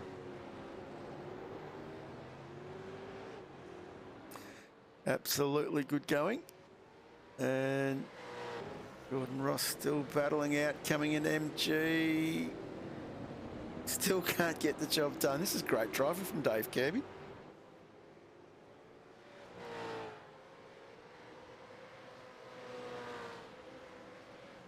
Looks like Jordan Ross is through this time. Nathan Brown's had an accident with Roy Clark. We're going to go Supercheap Auto replay, get the action here. Has come down. It's a little tap and a little tap from behind as well. Throw the book at him, Seb.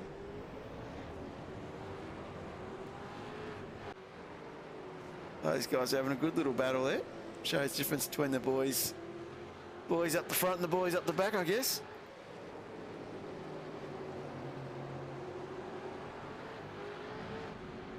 Got some good rivalry in amongst this field that we've got in this Supercheap Auto Series.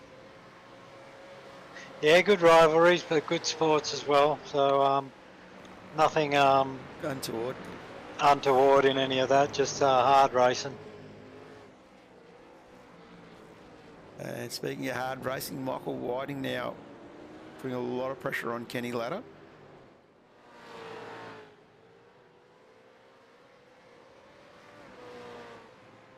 And Brenton Hobson still has Adam Briggs tucked up behind him. And it's Dylan Rudd off in the distance there. He's about 2.7 seconds up the road now.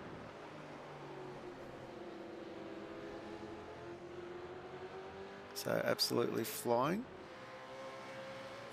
As we're on lap 20 of 23 laps. Briggsy would have used hardly any fuel tonight. I know. he's been hooked under that rear wing for both races. Yeah. Of course, the it's wondering whether he's just doing the team thing and just helping out, pushing Hobo along.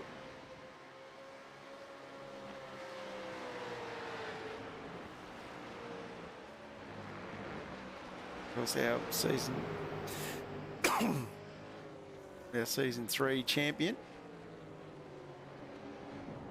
young Adam Briggs, very popular driver.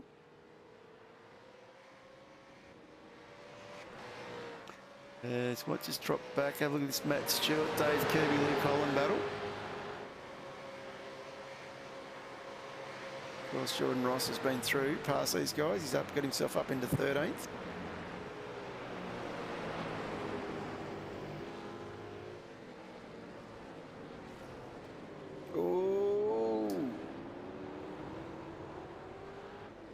Matty Stewart there. I'm not sure if he was pushed coming down the hill. Nicely backs it out of the way. Whether he was pushed coming down the hill by Luke Holland or not, I'm not sure. But Matty Stewart around. And Harrison Dengate getting past him there. So Harrison moving himself into the 19th.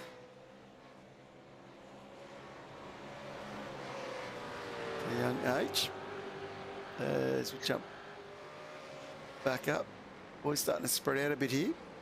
Expect a little bit to happen in these last couple of laps. Tyres will be starting to wear out a little bit.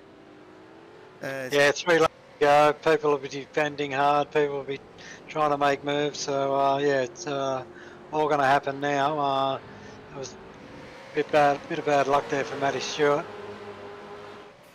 Good to see Race Control throwing the book at Nathan Brown.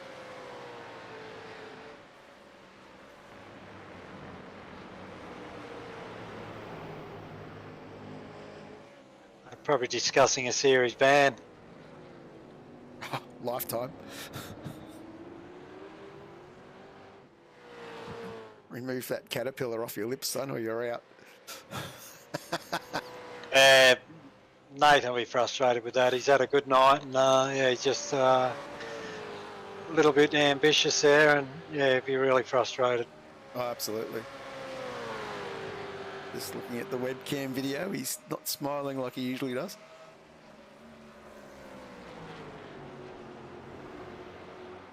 Anyway, we'll keep battling on up the front here. We've still got Adam Briggs tucked up behind Hobson. We've got this Damien Johnston ladder Whiting battle in our top 10 still. So a good little fight with these 3 guys. They've been pushing each other around for most of this race.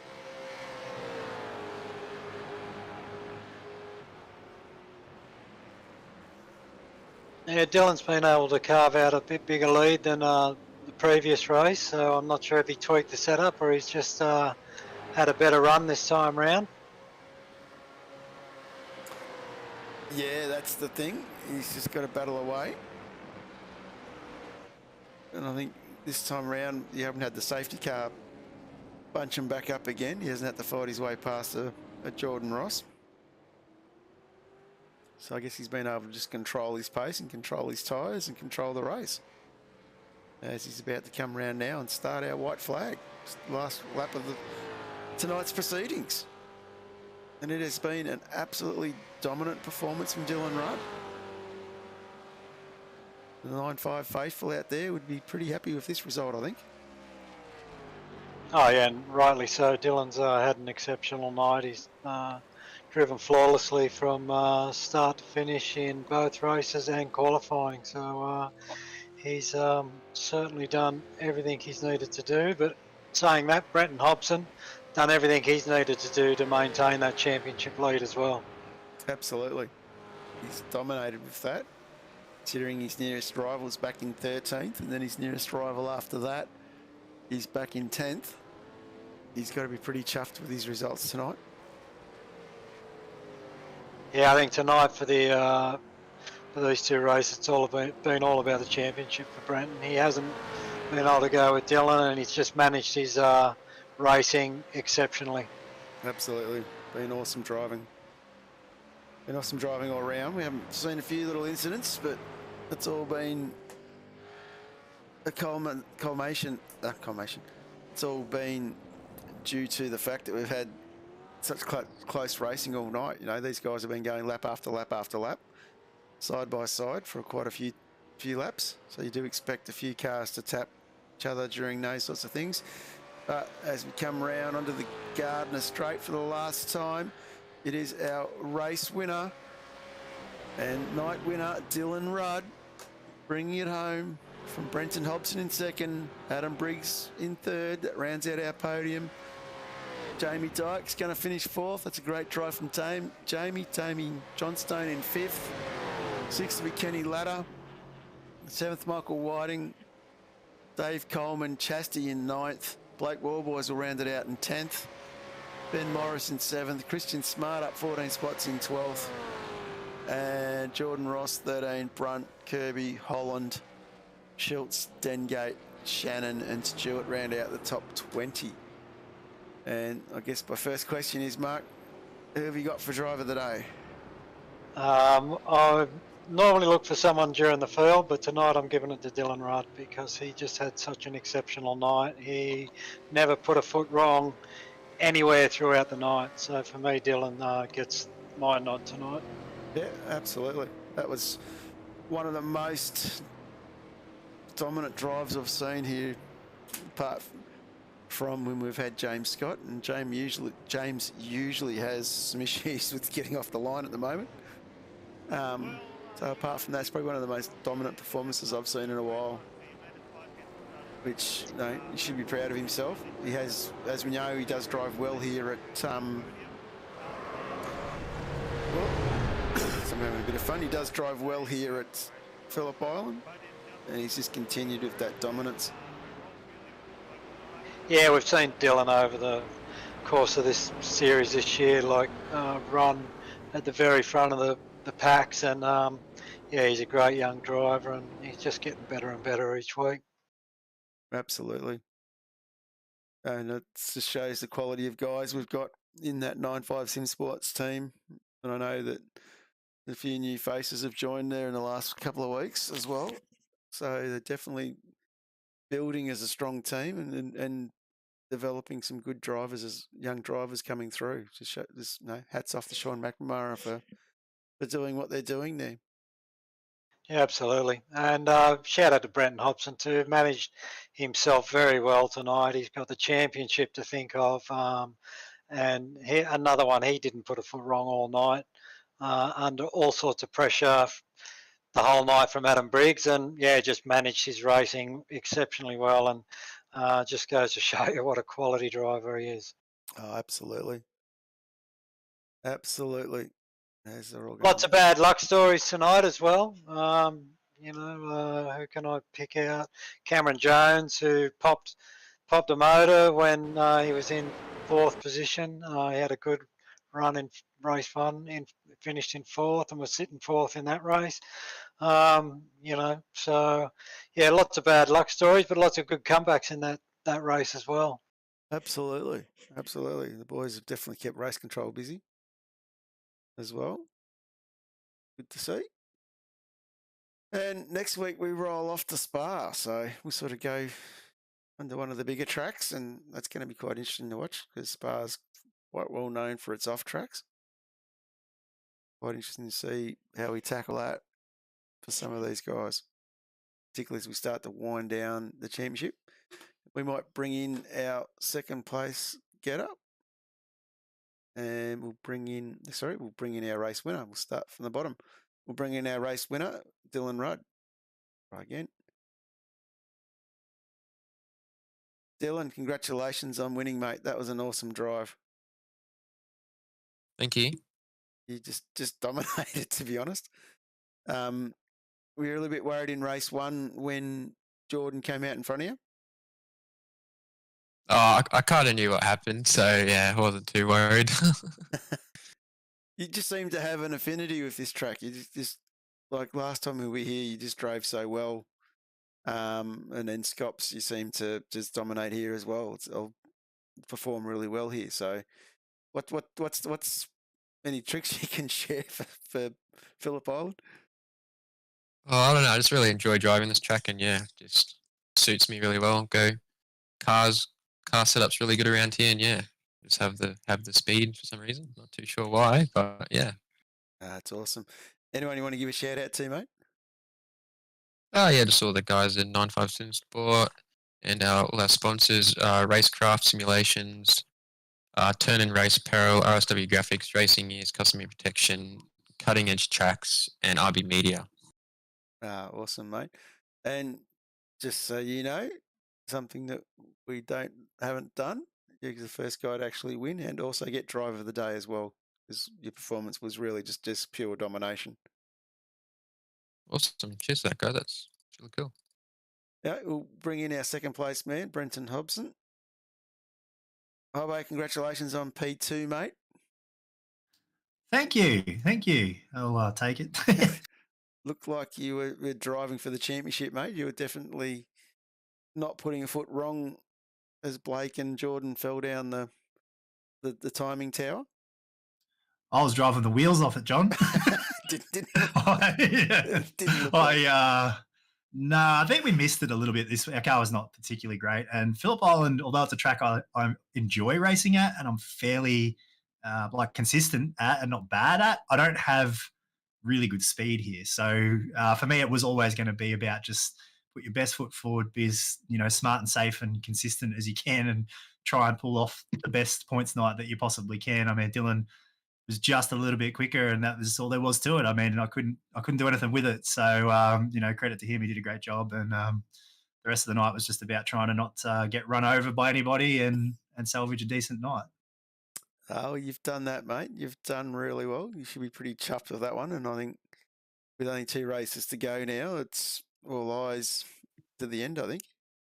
Well, what you're telling me, though, is that there's only 2 races to go, and I still haven't won a race, I don't think, this season. So the pressure's on. I need to pull my finger out. Of course, and we've got Bathurst to finish off after Spa as well. So it's going to be quite interesting to see how it all unfolds. Well, one of the problems I've got is I've got that fella that drives in the other 88 car for SSR who keeps turning up, and whenever he turns up, he wins by about half a lap. So if he's not around like he wasn't tonight, you got to try and capitalise on those ones. But anyway, yeah, I don't even know where do we go next week? Sorry, Spa. Yeah, so good tracks to finish with. I mean, they're not everyone's good at Bathurst, aren't they? So no one's going to have much of an advantage there. But Spa puts on good racing. So Spa, we've got sprints at Spa, so that's going to be an interesting track to do sprints at, of course. Then 250 Ks at Road America, and then Bathurst. Yeah, okay. So that's a pretty nice way for the series to end. I mean, they're all good supercar tracks in my opinion, and the racing should be good fun. And that's really what this series is about having some fun. And for me, it's just about accumulating laps really in the car that I don't drive that much anymore. So, it's this and the Pro Series and Scops, which sounds like a lot, but when those others only run sort of once a month or so, this is my only chance to do laps in the supercar each week. And for me, that's what it's about. It's just keeping up to speed, and I'm really enjoying it. That's the thing about this series. It's a lot of fun to race in, and the racing's usually really good, and the people we get to race against are always good fun to drive with. So, check another one off this week. I had a lot of fun again, and looking forward to the next one. Yeah, definitely shows what you're saying there, like the amount of door-to-door racing we've seen tonight. And, a few boys got the old heave-ho here and there, but that was more a little bit of bad luck than anything else. But yeah, I think that's probably a nature of these type of tracks too. Like it's when you get these fast flowing sort of places, side by side often results in netcode and big offs. I find anyway, I might be wrong. Whereas it's the tighter tracks and things like that where you get the big sends. Yeah, that's exactly right. So you take your poison however you want it, but you do find that I find anyway around places like this, if you're trying to go side by side in a few spots, it's pretty easy to just sort of get a weird contact, and the consequences are big. Like if you get sent off in one of the fast sweeping corners here, it's a long way off to the grass and to the nearest fence, but you seem to find your way out there. So anyway, that hopefully the racing was pretty good throughout and pretty entertaining to watch. But I had fun rolling around up near the front there. Well, we were all entertained, I can say that much. It's good. And we might give a big shout out now to the guy that came third, and a great drive from our reigning champion, Adam Briggs. Well done, mate. Yeah, good evening, John. Yeah, it was a good race, didn't quite strong into Honda and a few other places like that. Didn't quite have the pace to in the right places to get the moves done. So, and you don't really want to make sends around here that end up being a bit costly. So, it was a good clean night that was reasonably uneventful and good racing. Absolutely. And because Hobbo beat you, I'll let you do the shout out tonight. So over to you. Yeah, fair enough. So yeah, we got Wave Runner Performance Centre. Obviously, they do a lot for us. We got Pozzie's Mechanical, 2 Izzy Finance, JK Signs, Dr. Epoxy. So those guys really help us out. Dave Oliver Photo, DM Photography, Aftershock PC, which I'm sure Hobbo's good mates with. So yeah, and West End Mazda Group as well. They did the series sponsorship, but yeah, they also help us out a little bit as well. So that's nice. Absolutely, must appreciate all of our sponsors. Of course, West End Motor Group with our banner sponsors, and DC Shades with the safety car, as well as the Pool Guys, Barilla Cabinets, and of course Supercheap Auto. Can't do these series without our sponsors. So I've asked a question of the other two. So Spa, Sprints, Road America, and then Bathurst. So any thoughts on the last couple of races? Road America's a fantastic track. Absolutely love it. It's complex. It's got off camber, on camber, triple apex corners, stuff that goes uphill, stuff that goes downhill. It's got a bit of everything. I'm a little bit surprised that F1 doesn't use that as their Grand Prix circuit for the America GP. But anyway, that's is what it is. Miami and Vegas. Yeah, well, I mean, yeah, I personally would take an organic track like Road America over the top of anything that Hilker's designed. But what was the other one? The Spa is always a classic. They're doing sprints at Spa though. Yeah, I'd probably prefer to do enduros at Spa, to be fair, but because an old series like a year or two ago used to do 650s at Spa, that was always good. But yeah, it's and then Bathurst. So yeah, they're all pretty classic layouts that I think a lot of people would probably love, I would think. So that sounds good. Anyway, we might start to wrap this up. Any last words from you, Mark? Nah, big thanks to the boys. They put on a good show tonight. How much fuel did you use, Briggsy? You were pretty tight under that wing most for 2 races there. You would have been burning a bit less fuel than everybody else by how close you were. Fair bit left in the tank. Sometimes you run perhaps a little bit more than you actually need, just so that you've got a bit of weight in the rear of the car. It just depends on the track. So I wasn't skinny on fuel at all, and I don't think Dylan would have been skinny, nor Hobbo either. So these sorts of 100k races, I think you set a fuel number so you don't have to worry about it, and then you race. So yeah. Absolutely. So I have to agree with you there on that. Anyway, we might wrap this up. So a big thank you to everybody that jumped into YouTube, and a big thank you to everyone that was in our Facebook feed as well tonight. Make sure you're back again next week at 10 to 8 on Tuesday, where we'll be coming to you from Spa for round 10 of the series. So a big thanks to the drivers as well, and a big thanks, of course, to our sponsors who I mentioned just before, and a huge thanks to Mark Duggan, who comes in tirelessly week after week and helps me out with this. So couldn't do it without you, Mark. Really appreciate it. And no problem, John. It's a pleasure. The boys, it's always worth turning up and watching. So thoroughly enjoyed it. And like the boys said, great 3 tracks to finish off the season. It's going to be some cracking racing. Yeah, absolutely. And on that note, we'll say goodnight, and we'll see everybody again next week. There's no arguing. All right. We weren't arguing. They talk about their cars, sing about their cars. Some people even look like their car. Whether it's an old car, new old car, fast car, family car, electric car, race car, 2-wheel car, no-wheel car, or a car you know's parked around here somewhere. People who love their cars love to tinker with them. Some people tinker big, some people tinker small. Some people tinker some degree between those two variables. Whose voice is that? And that's where Supercheap Auto comes in. We've been helping people tinker for 50 years. For people like Bill, Lucy, Kevin, other Kevin. Oi, get off my car! Didn't catch this guy's name. It's Kevin. Not Patrick. He doesn't shop with us. Whoever you are, whatever you drive, we'll help you make it super. Because super is our middle name. Well, technically it's our first. Shutters are a great option for a window treatment in that they're more practical than, for example, a roller blind in most cases, because it's not just open or closed. You do have the benefit of being able to close them for your privacy and also open them to allow light and air. For a homeowner who's trying to get educated on what plantation shutters are right for them, the 4 things that I think are the most important are: 1, what material it's made out of; 2, the quality of whichever material you choose; 3, the paint finish; and then 4, the construction quality of the actual shutter itself.